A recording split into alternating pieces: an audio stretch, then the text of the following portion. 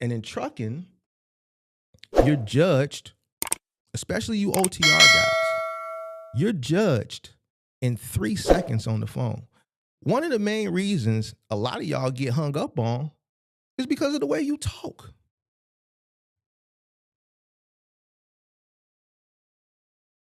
Some of y'all may get past the vernacular part, and then you get hung up on as soon as you get to some people, man, Mark, as soon as I gave him my MC, he just said the load was gone. It was just magically gone because of the shit you named your company. Get it out the mud, trucking. Paid in full, trucking. What was the one early this year? 2 baby mamas in a truck, LLC, trucking. Why the fuck would, if I was a broker and I'm black, I'm a broker, and I let you slide with the vernacular, and then I get to, what's your MC? And I see some ghetto shit. When I put your MC, some ghetto shit come up, man, you know what, the load just got booked, click. Man, I'm not giving you shit.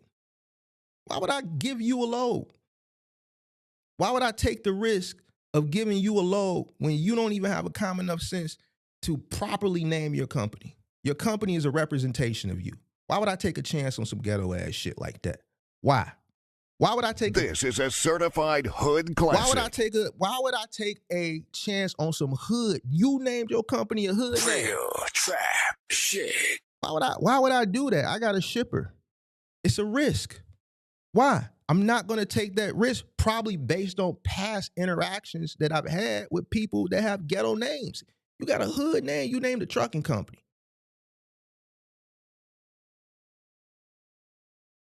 What you named your company tells me a lot about you as an individual.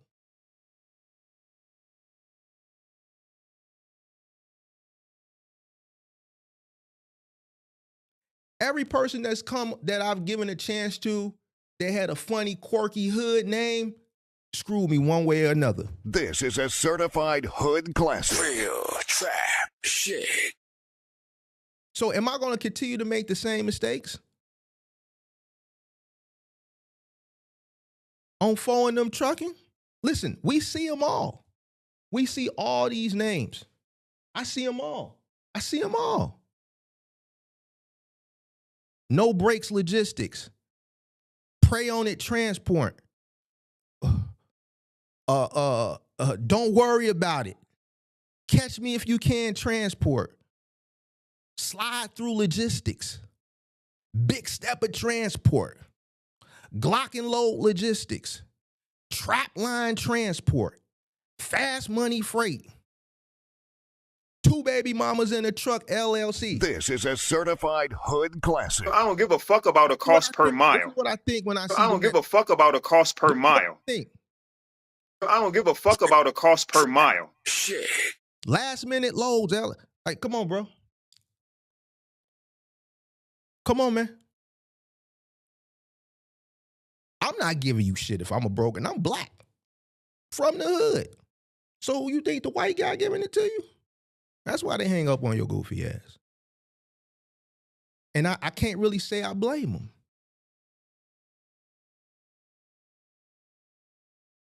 Now, if your feelings hurt because you went out and you did the dun-da-dun and you named your company certified hood classic. Shit, and that's on you. You might want to reevaluate. Listen, it's not, the only thing I remember from 5th grade and why I can remember, well, you're in 5th grade at 10 years old. I can remember something 35 years ago. I was 10 years old. 5th grade. Teacher's name was Mrs. Falby. The reason, I can't remember not every teacher's name, but the reason I remember 5th grade and Mrs. Falby is because she said something. And when she said it, it just hit me. Don't you know how a person say something to you, it just resonates and it just leaves tingles through your body, or it just leaves some type of feeling over you. And at 10 years old, she said something to me. And it always stuck with me. I can't remember nothing else from 5th grade. On everything I love, she said, image is 50% of everything. And that shit stuck with me the rest of my life. A person is already going to profile you based on what they see before you even open your mouth. 50%. image is 50% of everything.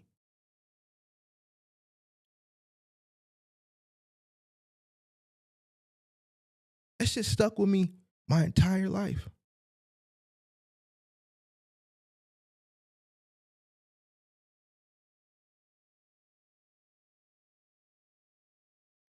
People can now, the people that have fatigue, they can express it freely. And there's no repercussions going to be behind it. So all you OTR guys, you getting judged in 3 seconds. Just like they judge the people now because of the English proficiency. I was talking to a guy last week. He didn't understand why he's having a hard time with brokers. And I said, you know why? I said, don't take this the wrong way. Have you heard of English proficiency? See, he thought it just was like for roadside shit.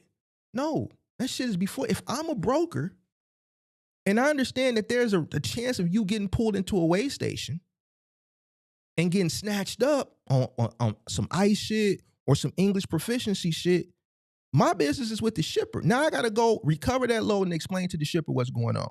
So I might as well just thwart that. As soon as I hear you on the phone, hello, how we do? Click. As soon as I hear that African voice, click. As soon as I hear that deep, whatever voice, click.